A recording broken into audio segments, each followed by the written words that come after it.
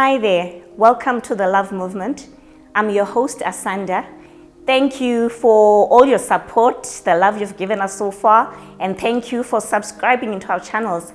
Well, today I've got a beautiful guest next to me. Her name is Sive, and we continue exploring character. Sive, welcome to the Love Movement. Thank you so much for having me. I'm so excited to be here. It's only a pleasure.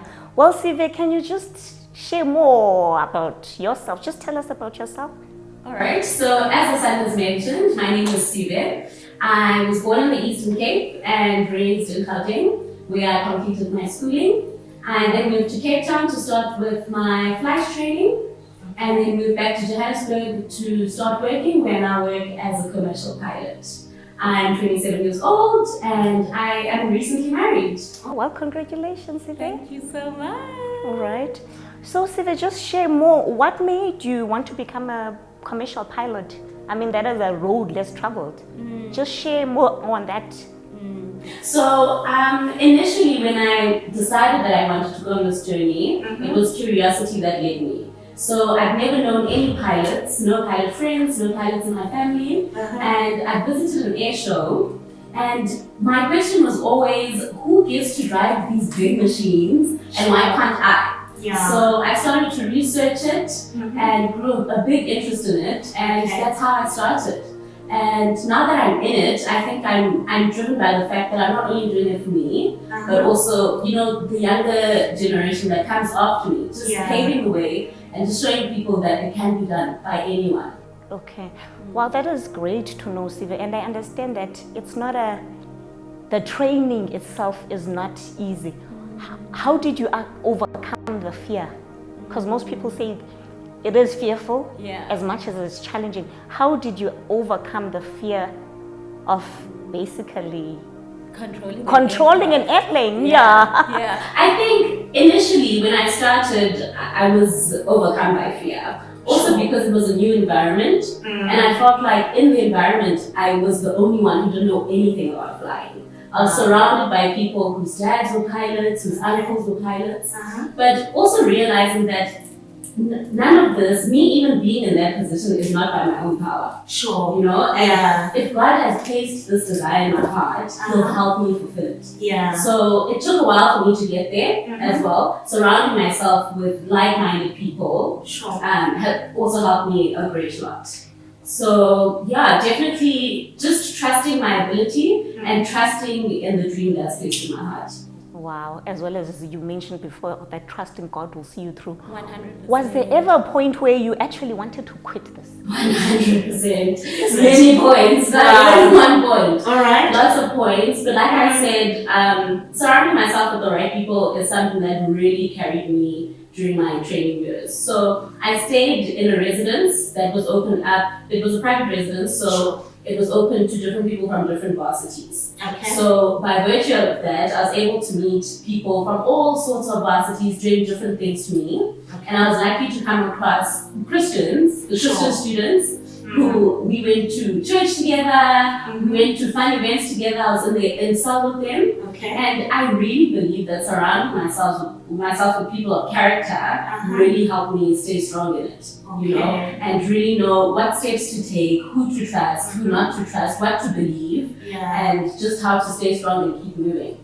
Okay, so you basically, if I can just pick up from what you're saying, you surrounded yourself with people of right character and like-minded people that were helping you towards the dream that you wanted to achieve. Yes. That just really builds my character as well. Yeah, it's very difficult to do it alone. Yeah. So Sive, just share with us, man. I find it so intriguing because really, you're the first pilot that I've ever come across that I have had a one-on-one conversation with. How did it feel when you did your first solo? Oh, amazing. I think it was the most validating moment. You know, when your instructor tells you that you can do it. You can go without me. And also learning not to rely on the person in the other seat. Because throughout your training, there's someone there with you. Yeah. And now it's just you and your God, and you've got to do it. Yeah. And it's a real moment of realizing, and also just thinking, who do you put your trust in? Sure. You know, Sure. is it the instructor sitting next to you, or is it something else? Yeah. So that was the most validating moment. And I think from that moment, even when I faced difficulties after that, I was just like, there's no way God is going to bring me this far just to leave me here. Wow, That is amazing. So it was a true test of your faith Yes. to prove Yes. what you really made of. Yes. And who I fly with. Jeez. So you knew that God was your co-pilot at that moment. 100%. Wow, that must have been such a significant time. So Siva, I just want you to speak more to people, because as I said to you before, you took a road that is so less traveled by many people, you know? You took such a leap of faith by becoming a commercial pilot.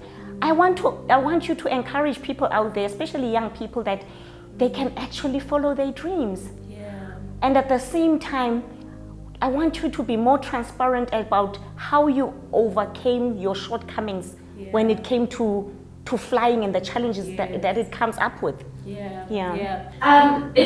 I want to encourage young people to fly, but I also want to be honest in the journey. Sure. It's a difficult journey. Yeah. There are many challenges that I faced. I faced financial exclusion. I faced medical exclusion, because you also have to be medically fit. So there's a medical exam that you have to undergo before you are given the signature that you can go fly. Okay, wait a minute. What do you mean medical and financial exclusion? So also with flight training, unlike any other varsity, if you don't have any money in your school account, you can't continue.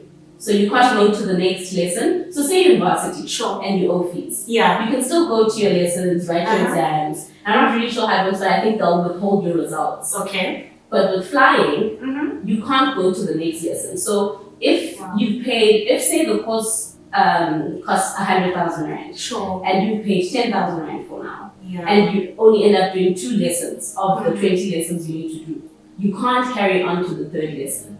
So you need to wait until there's enough money in your account. There has to be money in your account whenever you go to a lesson, whenever you go to fly, whenever you write an exam. So it's like you pay in advance. Yeah. So you can't fly and pay later. You can't train and pay later. I think clearly, Siva, it's that God is a miracle working God. He is a miracle because He managed to provide for you 100%. despite all of that. 100%. That is just too awesome. Even in times when, you know, the first flight school I went to, my mother had paid money for me to do my training, and then the company got liquidated. The company you were flying with? So the flight training company. So all that money was lost. So that was also, an attitude altering point in me knowing that if this is my purpose, it will happen. Sure. You know, and there's no money that's going to stop me from achieving it.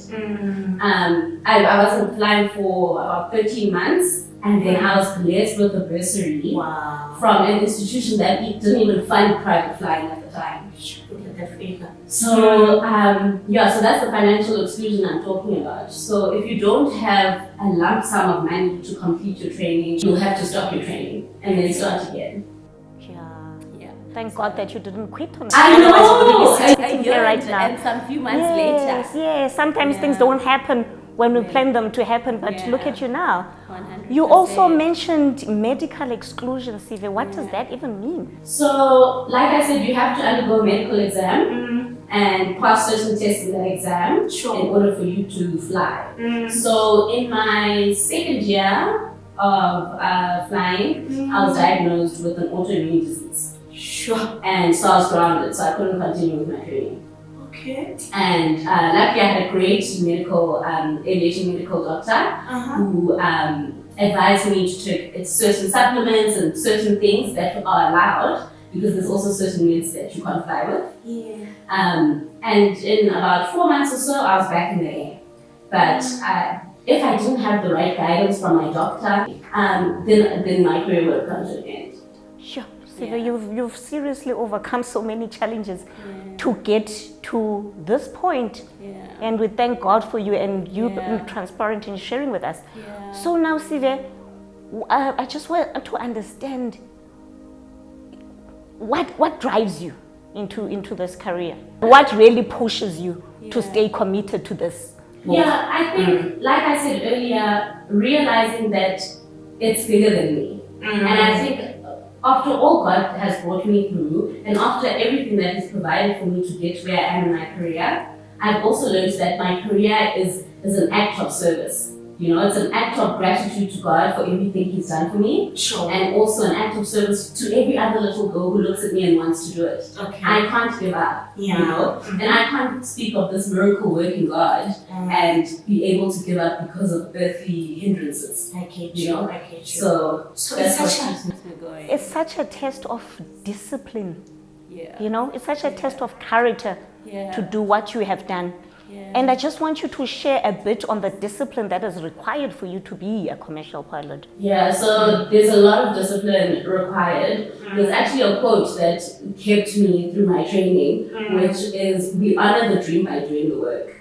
So by doing the work, we honor this dream that we want. Because so often we dream of big things, but we don't realize what it takes to get those big things. Yeah. So there's a great deal of discipline. There's flight training that you need to prepare for. Sure. There are written exams that you need to prepare for with a pass mark of 75%. Huh? Wow.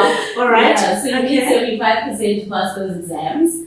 And you know, varsity, everyone is having a good time. Everyone seems to have all this free time. Yes. And you realize that because of what you want to achieve, there's very little time that you can give away. You know, so that discipline, saying no to people's birthday parties, to random outings, because you know you need more than 75% to get through. No, You so know? it takes a person like you. My varsity days were wild. I don't even want to go there, but they were really wild. So clearly I would never have become a commercial pilot. It really taught me so much with about self-discipline, to a point where now I feel that self-discipline is an act of self-love. If you love yourself and you want to see yourself get to where you know you should be, you'll be disciplined. Sure, no, that is great. You mentioned something when we were chatting this other day that it continues. The training is continuous. You actually write exams every year. Yes. Can you just share on that? Because that actually surprised me. I wasn't even aware. Yes, so that's a big one. So once you qualify as a commercial pilot, every 6 months you have to do a proficiency exam.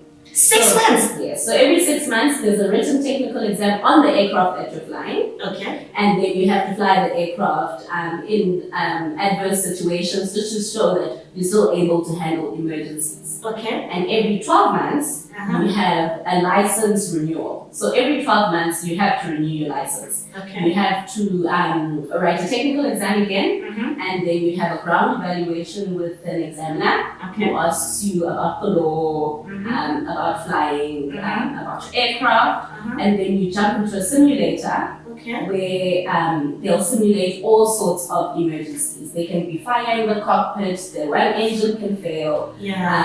You have to do that every year to show that you're still competent should anything go wrong. Because in daily flying, there's very little that goes wrong. So if you left it for too long without brushing up on your emergency procedures, should something go wrong, it might be right at the back of your head. So every year that is required. Siva, it is such a discipline, it's such a serious discipline that you decided to embark on. And I just want to say thank you so much for coming to the Love Movement to share, because I needed you here for young people to see that, you know what, your dreams can actually come true, and it depends on your level of commitment. 100%. So thank you so much, Siva, for being open and transparent about your own personal journey and how you overcame it. So thank you. And I mean, in any discipline, in any journey that you decide to take, whether you want to be a doctor, whether you want to be a musician, there is a level of faith that's required to make it through. I found it impossible to do it by myself. You know? And even in the tough times, we're still victorious. Even in the tough times, keep pushing through. This is what I wanted to say. Oh, I think it's Romans, where it says, you know, suffering produces perseverance. And perseverance produces character, and character produces hope. So even in our suffering, we must know that through it, towards the end of it, there's hope. There's always hope. Yeah. Yeah. No, That is very powerful. Well, Sive, we've come to the end of this, and I wish we could continue, but time is not on our side. Well, anyway, thank you so much for coming through. I'm sure you'll come through again, right? Most definitely. Okay. Well, ladies and gentlemen, you've heard what Sive said. When you really, really want something, you need to look deep within yourself and to push yourself beyond levels that are challenging you. Sive went through many challenges, medical, financial, but look at her now. She's a living testimony that dreams do come true, but it depends on your character and your zeal and the effort actually that you put into it. So let us learn, good people, that looking at ourselves and challenging ourselves is a good thing. And our dreams do actually come true if we really determined. With that said, cheers for now.